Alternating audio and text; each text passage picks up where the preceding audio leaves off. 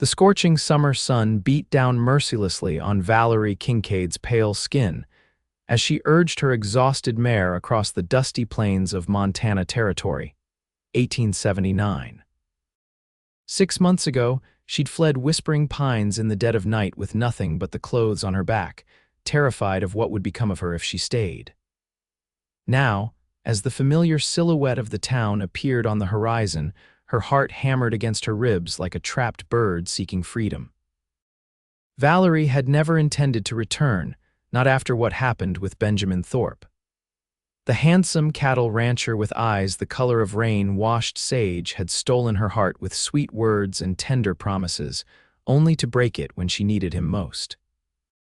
Yet here she was, drawn back by a letter from Martha, the town's postmistress, bearing news she couldn't ignore. Benjamin's wife Caroline had died during childbirth, leaving him alone with 3 children, including the newborn who would never know his mother. The main street of Whispering Pines hadn't changed, still a single dirt road, lined with weathered buildings fighting against the elements. Valerie pulled her horse to a stop outside the general store, her legs trembling as they touched the ground. The townsfolk who recognized her stopped and stared, their whispers carrying on the hot summer breeze. "Miss Kincaid, is that really you?" Old man Winters called from his rocking chair outside the barber shop. Valerie nodded stiffly, pulling her shawl tighter around her shoulders despite the heat.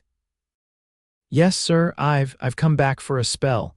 Didn't think we'd see you round these parts again," he said, eyeing her with undisguised curiosity. "Not after I received a letter," she cut him off, unwilling to revisit old wounds in the middle of the street, "about Caroline Thorpe." "I came to pay my respects." The old man's face softened. "Terrible business that, left poor Benjamin with them 3 little ones to raise on his own, the baby just 2 months old now." He shook his head. "Man's barely keeping it together." Valerie swallowed hard, guilt washing over her.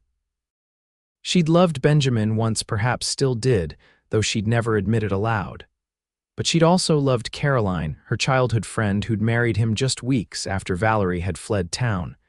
The news of her death had hit like a physical blow. "I should get settled," she said, gesturing toward the modest boarding house at the end of the street. "Been riding since dawn." As she led her horse toward the stables, Valerie felt the weight of her decision pressing down on her shoulders. She hadn't told anyone the real reason she'd left Whispering Pines, not even Benjamin. How could she explain that she'd discovered his engagement to Caroline the very same day she'd planned to tell him about her feelings? The humiliation had been too great to bear. By the time she'd cleaned up and changed at the boarding house, the afternoon was waning. Gathering her courage, Valerie set out for the Thorpe ranch on the outskirts of town. Each step stirred up memories of stolen moments with Benjamin by the creek, of Caroline's musical laughter during their shared childhood, of dreams that had withered like flowers in drought. The Thorpe ranch stood against the backdrop of rolling hills, the 2-story white house with its wraparound porch exactly as she remembered. As Valerie approached, she noticed something that made her feet falter. 3 small faces pressed against the front window, watching her with solemn eyes. The oldest, 6-year-old James, recognized her first. His face lit up and he disappeared from the window, only to reappear moments later dragging his 4-year-old sister Emma by the hand. Even from a distance, Valerie could read the words on their lips as they bounced excitedly. "Miss Val's back." Miss Val's back, her throat tightened. These children knew her from before when she taught at the 1-room schoolhouse in town, before everything had fallen apart. As she reached the front gate, the door flew open and James came barreling down the path, Emma trailing behind. "Miss Val." James cried, throwing his arms around her waist. "We've been waiting forever. Did you come back to help us?" "Pa said you might not, but we knew you would." Emma reached for Valerie's hand, her small fingers clutching tightly. "We've been watching for you every day," she said, her voice serious beyond her years. "Ever since Mama went to heaven." Valerie knelt down, her eyes burning with unshed tears as she gathered both children close. "I'm so sorry about your Mama," she whispered. "She was my dear friend." "Are you going to stay?" Emma asked, pulling back to study Valerie's face with hopeful eyes. Pa needs help with baby Thomas. He cries all the time. Valerie hesitated, uncertain how to respond.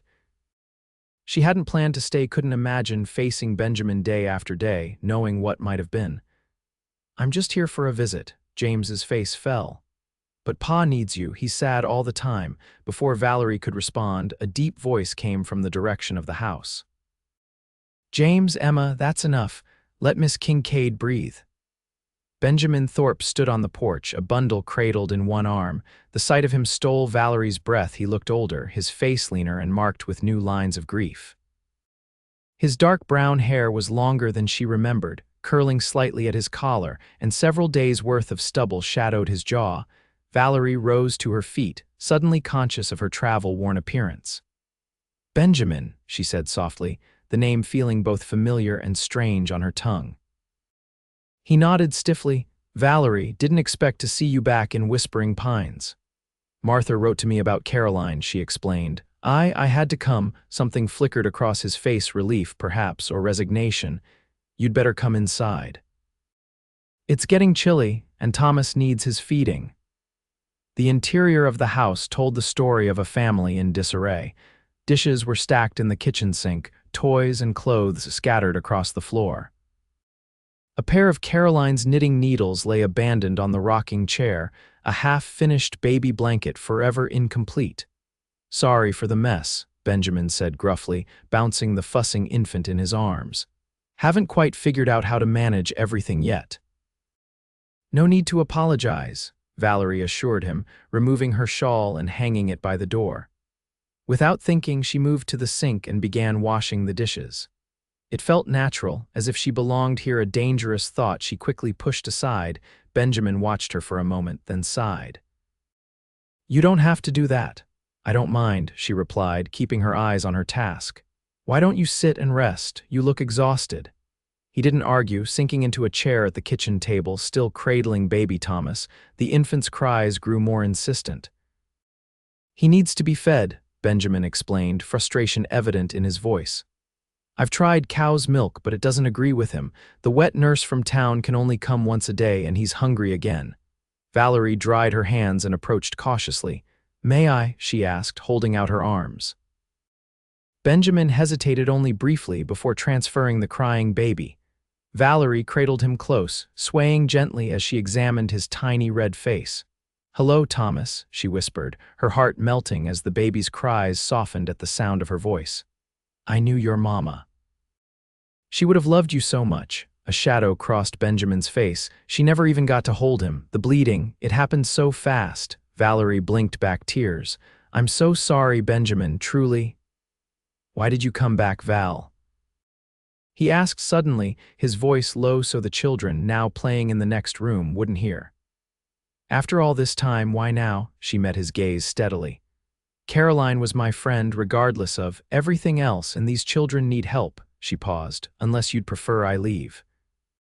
No, he said quickly, then looked away, embarrassed by his eagerness. No, the children have been asking for you, James especially. He keeps saying you'd come back to help us. I saw them at the window, Valerie said softly, waiting. They've been doing that for weeks. Ever since I mentioned in passing that I'd written to you. Benjamin ran a hand through his hair. I never thought you'd actually come. The confession hung between them, heavy with implication. Before Valerie could respond, Emma came running into the kitchen. Miss Val, will you read us a story? Pa's too tired to do the voices right. Valerie looked at Benjamin, seeking permission. He nodded, a ghost of a smile softening his features. Go on, I'll finish the dishes. That evening set the pattern for the days that followed. Valerie moved her things from the boarding house to the small guest room at the ranch, insisting it was only temporary just until Benjamin found more permanent help. She fell easily into caring for the children, especially baby Thomas, who seemed calmed by her presence. Benjamin watched her with guarded eyes, maintaining a careful distance. They spoke only of practical matters, the children's needs, the running of the household, the weather. Never of the past. Never of what had driven Valerie away, nor of Benjamin's quick marriage to Caroline afterward. On her 5th day at the ranch, Valerie was hanging laundry in the yard when she noticed Benjamin struggling with the corral fence. Without thinking, she went to help, holding the post steady while he hammered. "Thank you," he said when they'd finished, wiping sweat from his brow. "Seems like I can't keep up with anything these days." "You're doing the best you can," Valerie assured him. "It's not good enough." Frustration colored his words. "The children deserve better than a father who can barely keep the house standing." Valerie placed a hand on his arm, feeling him tense at her touch. "They have a father who loves them. That's what matters most." Benjamin looked down at her hand, then back to her face. "Why did you leave, Val?" Without a word, the question she'd been dreading. Valerie withdrew her hand, turning away. "It doesn't matter now. It matters to me," he insisted, moving to stand before her. "One day you were here, teaching at the school, laughing with the children. The next, gone in the night, no explanation, no goodbye." Valerie squared her shoulders. "I heard about your engagement to Caroline. I thought it best to leave." Confusion crossed his face. "But why would that?" He stopped abruptly, understanding dawning in his eyes. "You didn't know about the arrangement." "What arrangement?" Benjamin sighed heavily. "Caroline's father was threatening to foreclose on this ranch after my pa died. He offered to cancel the debt if I married Caroline. She was ill, had been for years, and wanted a home of her own before." He swallowed hard. "Before she got worse." Valerie stared at him, pieces falling into place. "You married her to save the ranch. It wasn't love." "I cared for her," Benjamin said carefully.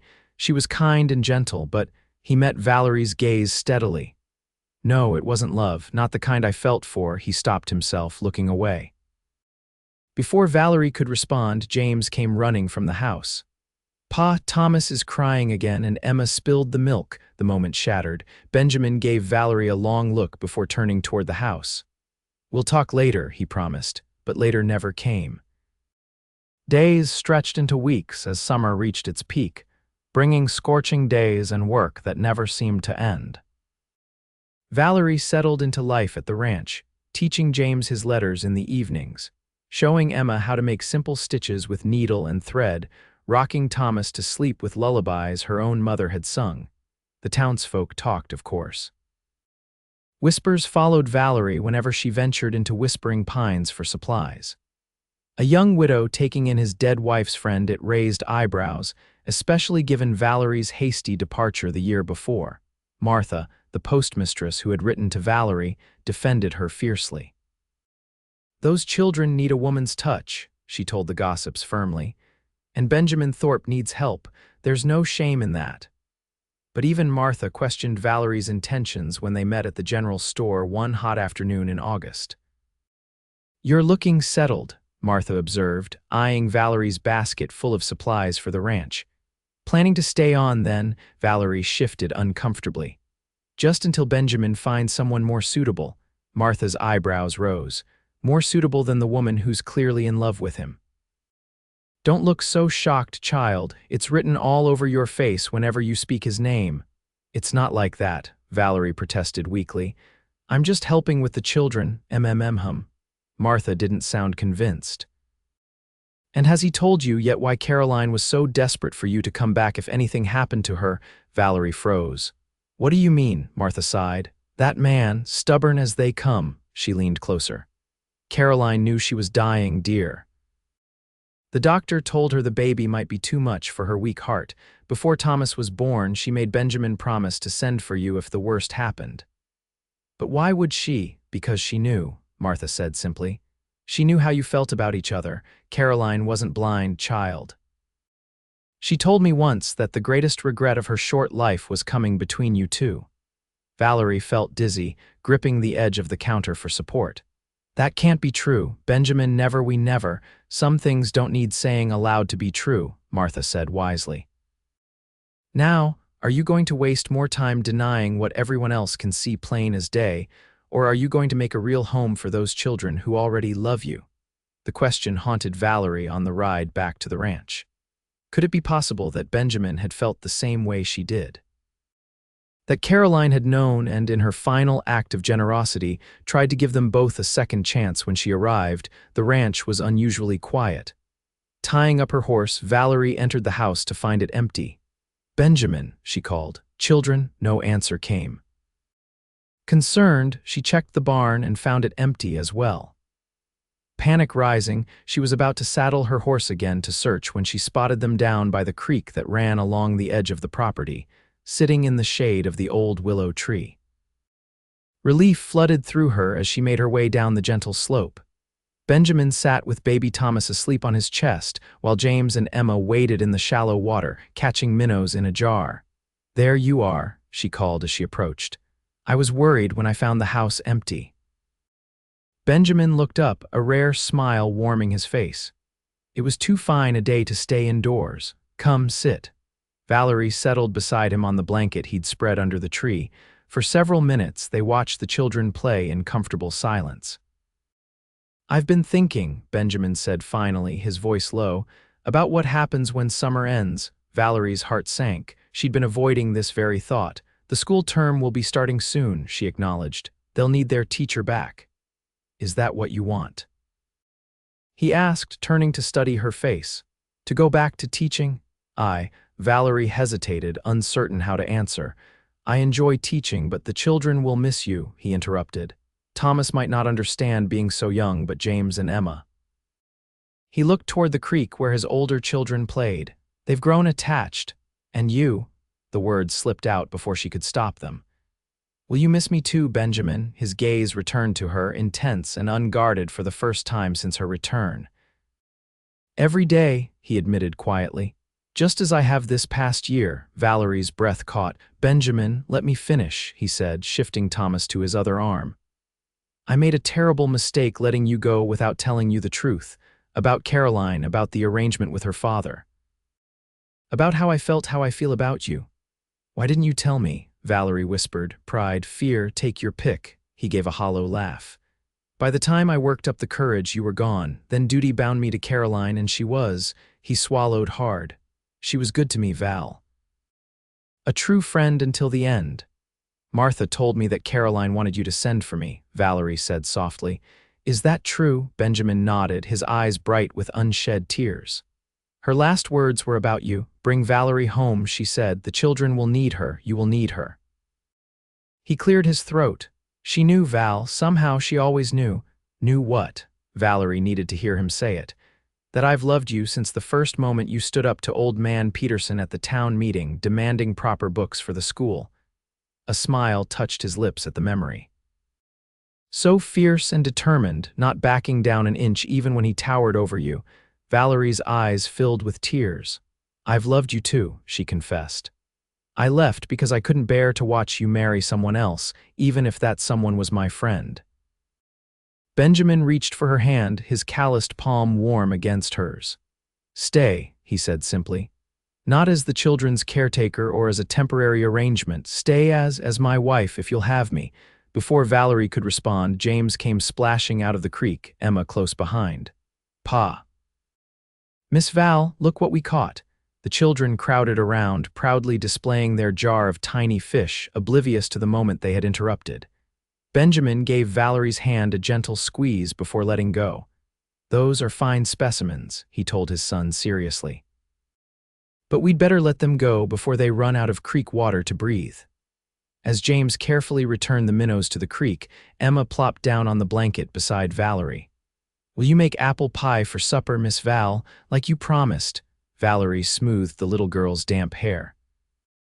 "Of course I will, sweetheart." "And will you stay forever?" Emma asked, her blue eyes so like her father's, wide and hopeful. "James says you might leave again when school starts." Valerie glanced at Benjamin, who was watching her intently, the question plain in his face. "Actually," she said slowly, "your father has asked me to stay, permanently." Emma's face lit up. "Really, did you say yes?" "I haven't given him my answer yet," Valerie said, her heart pounding. "Well, you should say yes," James declared, rejoining them on the blanket. "Pa's not as grumpy when you're here and you make the best biscuits." Benjamin laughed, the sound rich and genuine. "Is that all I am to you, son? A grumpy old man who can't cook?" James grinned. "No, sir, you're the best pa ever, but you're better when Miss Val is here." "Out of the mouths of babes," Benjamin murmured, his eyes never leaving Valerie's face. "What do you say, Val? Will you make us a family?" Looking at the faces around her, James's eager expression, Emma's hopeful smile, baby Thomas sleeping peacefully, and Benjamin's eyes filled with love. Valerie knew there was only one answer. "Yes," she said, her voice steady and sure. "Yes, I'll stay." The wedding took place as autumn painted the Montana landscape in shades of gold and amber.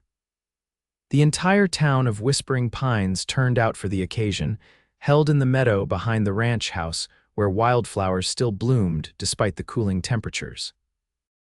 Martha, who had played matchmaker without apology, served as Valerie's matron of honor, while James proudly stood as his father's best man, chest puffed out in his new suit.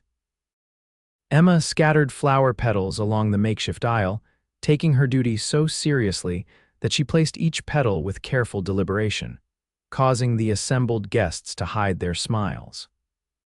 As Valerie walked toward Benjamin, wearing a simple cream-colored dress with lace at the collar and cuffs, she thought of Caroline.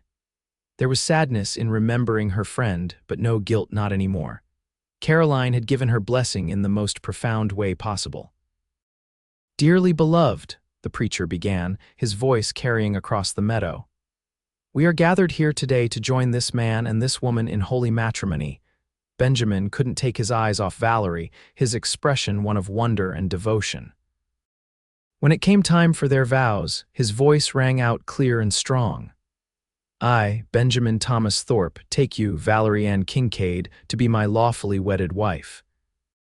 To have and to hold from this day forward, for better, for worse, for richer, for poorer, in sickness and in health, to love and to cherish, till death do us part." Valerie's voice trembled slightly as she repeated the words, her heart so full she thought it might burst. When Benjamin slipped the simple gold band onto her finger, his mother's ring, passed down through generations, tears of joy spilled down her cheeks.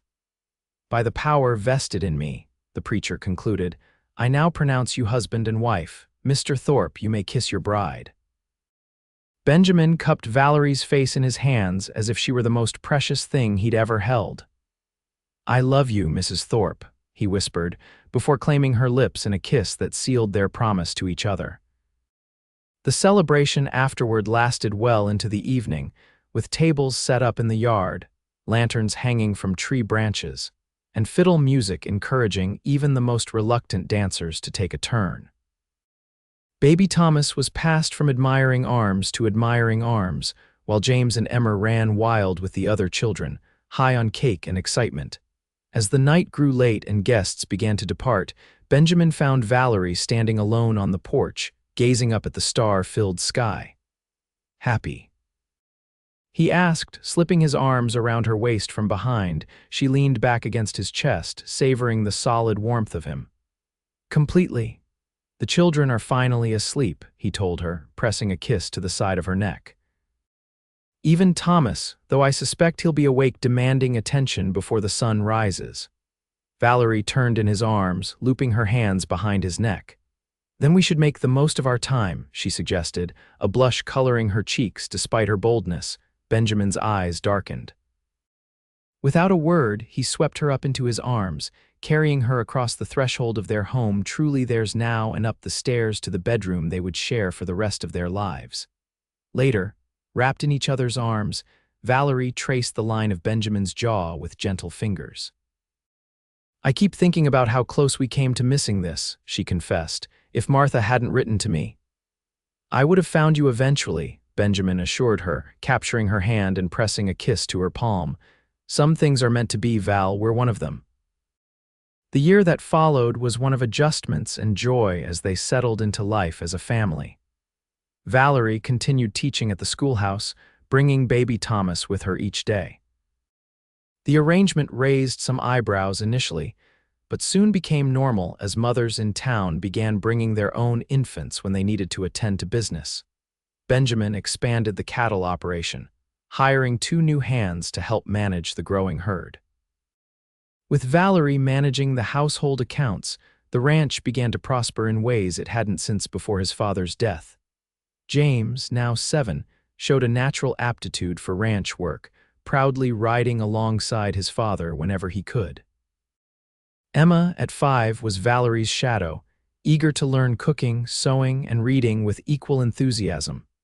Thomas grew from a colicky infant into a sturdy toddler with Benjamin's dark hair, and a laugh that could light up the darkest day. He took his first steps on a snowy December morning, wobbling across the kitchen floor from Valerie's arms to Benjamin's outstretched hands. "Look at him go," Benjamin exclaimed, scooping the boy up and spinning him around. "A real cowboy already. More." Thomas demanded, his vocabulary still limited but his desires clear. Valerie watched them, her heart full. The changes in Benjamin over the past year amazed her. The grief-stricken, overwhelmed widower had transformed into a man who laughed easily and loved deeply. He still had moments of melancholy, especially on Caroline's birthday and the anniversary of her death, but the crushing weight of loss had lifted. As winter melted into spring, Valerie realized she'd been feeling unusually tired. Certain foods that she'd always enjoyed now turned her stomach, and some mornings she could barely drag herself from bed. "You're working too hard," Benjamin insisted when she nearly fell asleep at the supper table one evening. "Between teaching and the children and the house, it's too much." "I'm fine," she assured him, though privately she suspected the cause of her fatigue was something else entirely. After putting the children to bed that night, she sought out Martha, who had training as a midwife before becoming the town's postmistress. Martha confirmed her suspicions with a knowing smile. "I'd say you're about 2 months along, dear. The baby should arrive around Christmas by my calculations." Valerie returned home in a daze of happiness, uncertain how Benjamin would react to the news. They hadn't discussed having more children, though he'd never indicated the family was complete with 3. She found him in the barn, brushing down his horse after a day checking fence lines. For a moment, she simply watched him, the strong lines of his back as he worked, the gentle way he spoke to the animal, the contentment evident in every movement. "Benjamin," she called softly. He turned, his face lighting up at the sight of her. "There you are. The children were asking for you at bedtime." "I had to see Martha about something," she explained, moving closer. "Something important." Concern immediately crossed his features. "Are you unwell? I knew you've been looking tired lately." Valerie shook her head, unable to keep the smile from her lips. "Not unwell, just—" She took his hand and placed it on her still flat stomach, creating life. Benjamin stared at her, uncomprehending for a moment, then understanding dawned and joy spread across his face like sunrise. "A baby." "Our baby," Valerie nodded, tears of happiness welling in her eyes. "Martha thinks around Christmas time." With a whoop of delight, Benjamin lifted her off her feet, spinning her in a circle before remembering her condition and gently setting her down. "Careful," he murmured, his hand returning to her stomach with reverence. "Precious cargo." "You're happy then?" Valerie asked, though his reaction had made the answer obvious. "Happy doesn't begin to describe it," he said, pulling her close. "When I think of where I was a year ago alone, drowning in grief and responsibility, the children suffering because I couldn't be what they needed." He rested his forehead against hers. "You saved us, Val. In every way that matters. We saved each other," she corrected gently. The news of the baby brought renewed excitement to the ranch. James declared he wanted a brother, while Emma insisted a sister would be better. Thomas, not fully understanding, simply patted Valerie's growing belly and said "baby" with solemn importance. By November, Valerie's condition was obvious enough that she had to relinquish her teaching position temporarily. Mrs. Peterson, the minister's wife, agreed to take over the school until after the baby was born. The first snow fell early that year, blanketing the ranch in pristine white just as Thanksgiving approached.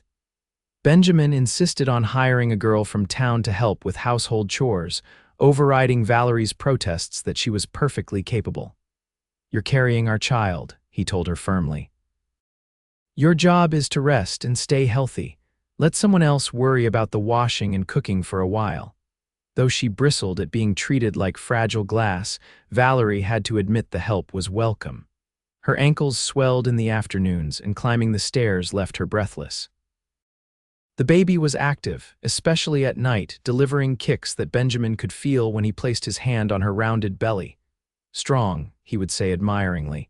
"Just like his mother, or her mother," Valerie would counter with a smile. As December arrived, preparations for Christmas took over the household. Benjamin and James cut a magnificent pine from the north ridge and erected it in the parlor. Emma helped Valerie string popcorn and cranberries for garlands, while Thomas toddled around collecting fallen needles with serious concentration. The baby, however, seemed determined to arrive before the holiday. 2 weeks before Christmas, Valerie woke in the night to a sharp pain and a gush of fluid. "Benjamin," she gasped, shaking his shoulder. "It's time." Despite having been through this twice before with Caroline, Benjamin moved with barely contained panic, sending James to fetch Martha while he heated water and gathered clean linens. Emma sat with Thomas in the children's room, keeping him distracted with stories and toys. The labor progressed too quickly for Martha to arrive before the baby made its appearance. Benjamin, white-faced but steady, followed Valerie's instructions and delivered his own child into the world just as dawn broke over the eastern hills. "A girl," he announced, his voice choked with emotion as he laid the squalling infant on Valerie's chest. "We have a daughter." Valerie gazed down at the tiny red face, already showing a dusting of dark hair like her father's. "Hello, little one," she whispered. "We've been waiting for you." When Martha finally arrived, huffing from her hurried journey, she found the new parents nestled together in bed, the baby nursing contentedly at Valerie's breast. "Well," she said, hands on her hips, "seems you didn't need me after all." Benjamin looked up, his face transformed by wonder and pride. "We named her Caroline Martha Thorpe," he said. "If that meets with your approval." Tears sprang to Martha's eyes. "It's a fine name," she managed, her voice gruff with emotion. "A fine name for a lucky little girl." By the time Christmas arrived, Valerie was up and about again, moving slowly but determined to make the holiday special for all the children. Benjamin hung mistletoe in every doorway, stealing kisses whenever she passed beneath it.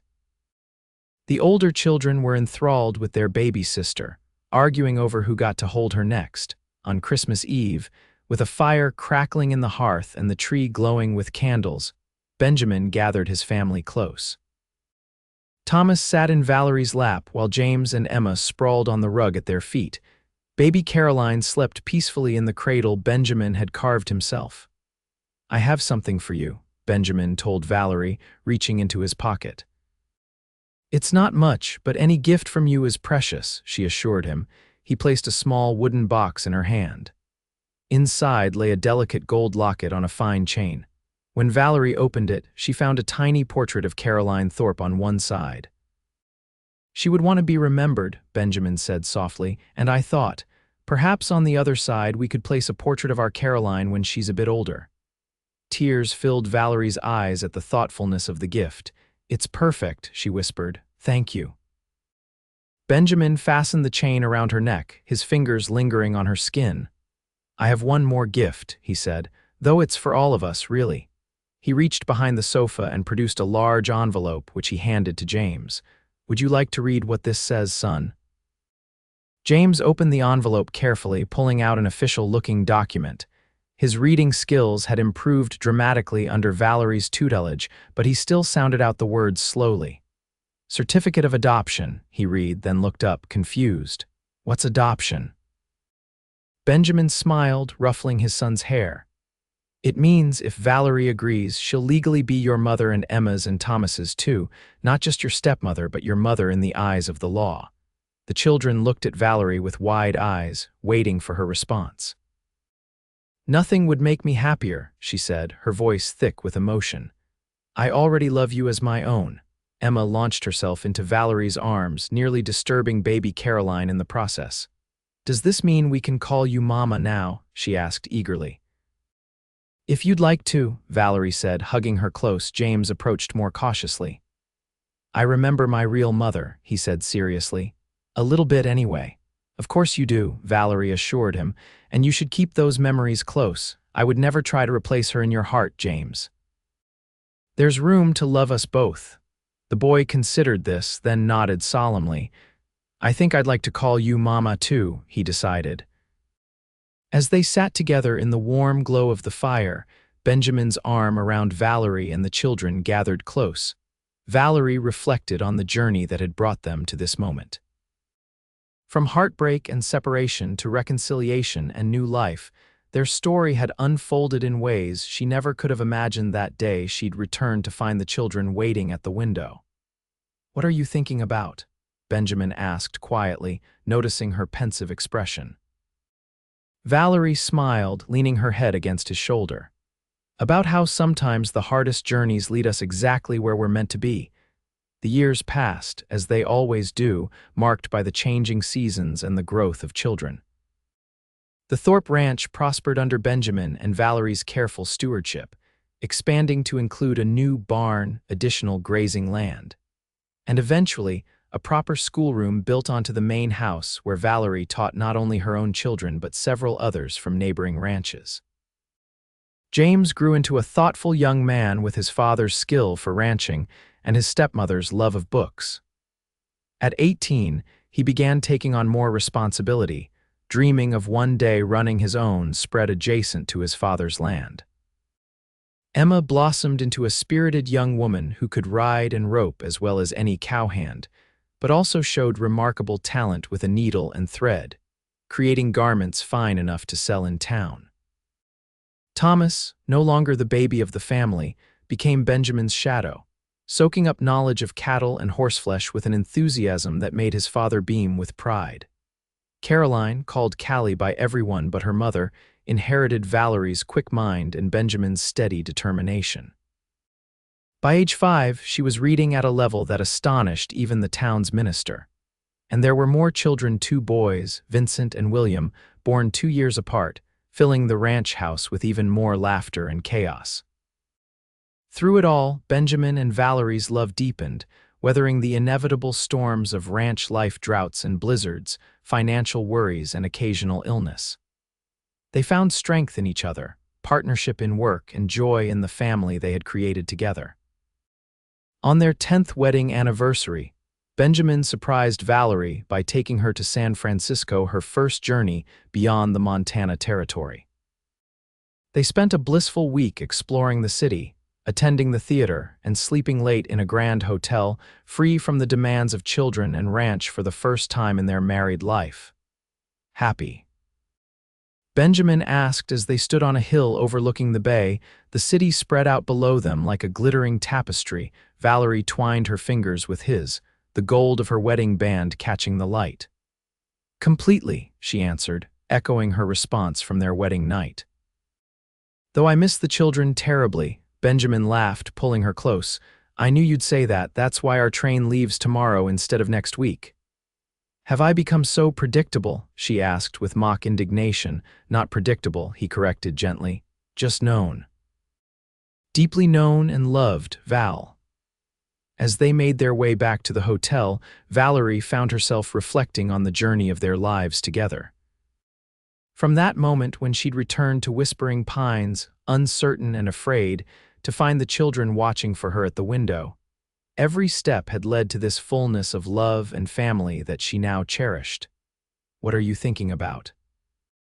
Benjamin asked, noticing her thoughtful expression, a question he still asked regularly after all these years.